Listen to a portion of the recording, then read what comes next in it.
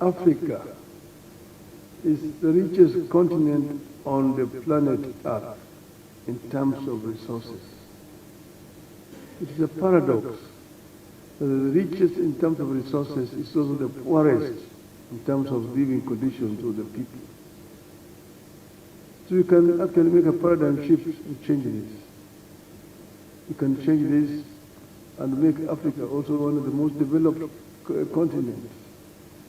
I usually talk of the story of the African lion, and I will conclude with this. The story of the African lion. The African lion is talking to the Asian tiger, telling the Asian tiger that you, Asian tiger, you have danced for too long on the stage alone. The European bear retreated long ago to the polars. The American panther is also on the retreat. But I, as the African lion, have been asleep in the Congo forest. But now I'm awake, bounded by the mountains of Kilimanjaro to the east and the Atlas to the west.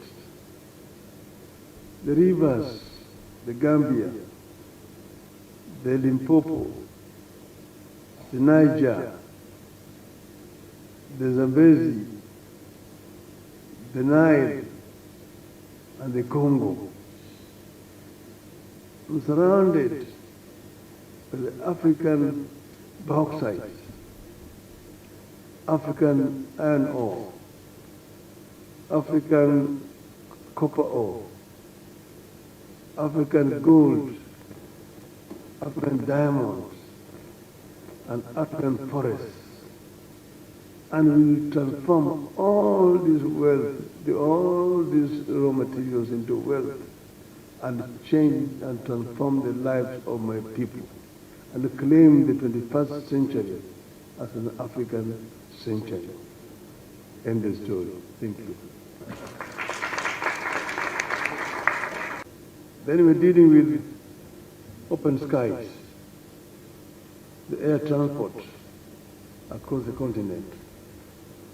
As you will know, at the moment, air transport is a very expensive thing on the continent of Africa, because you don't have air traffic control that is centralized.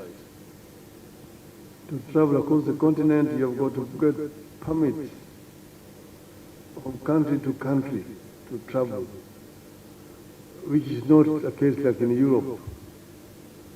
Europe, they've got one air traffic control, so that once you got it, you can fly over all those countries to your destination.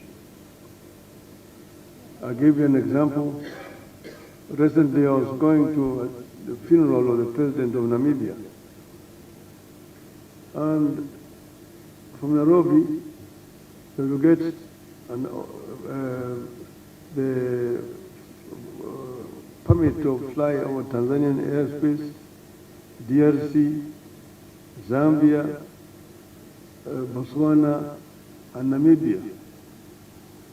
I spent 3 hours waiting to get clearance to be able to fly.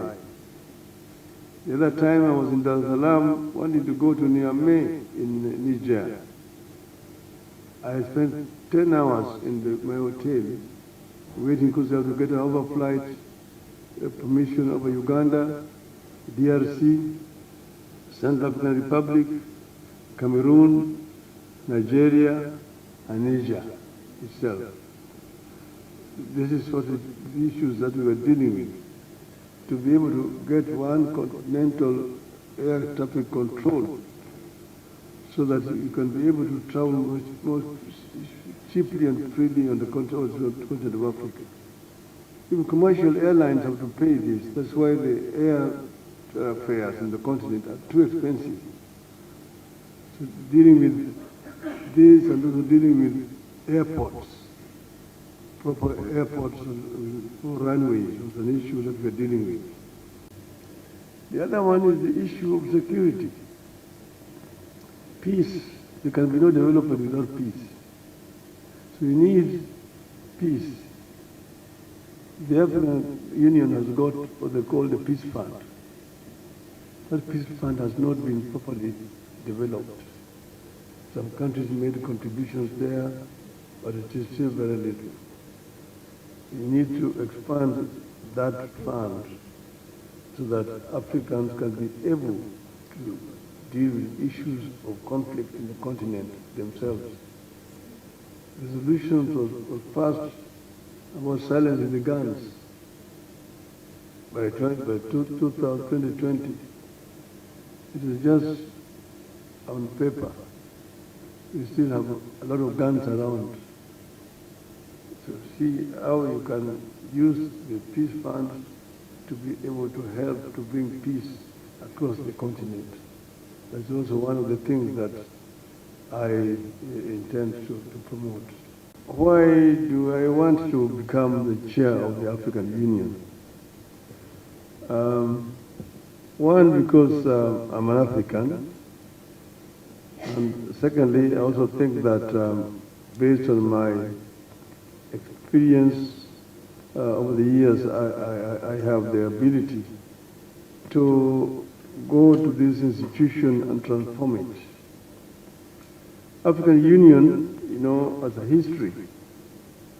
At the founding of African Union in Addis Ababa in 1964, at that time the clarion call was first Africa must be free. So it was formed more or less as a liberation movement to liberate Africa. The second conference, which was in Cairo, the issue of African unity and formation of continental government was very central. If you read what Kwame Nkrumah said of the NASA, Haile Selassie, Mwalimu Nyerere, and Kadhalika, and so on. But then at that time there were two schools of thought. Those who were saying continental government now, but those who were saying no, you need to go gradually. First begin by building regional blocks, and regional blocks become the building units to the continental government. That is where there was two different schools of thought. One led by Nkrumah and NASA, the other one was Mwalimu Nyerere, and people like Senghor of Senegal and so on. But that's how the blocks were built. The East African community was formed thereafter. The community thrived for a long time, but there were differences which emerged. As a result of that, community collapsed.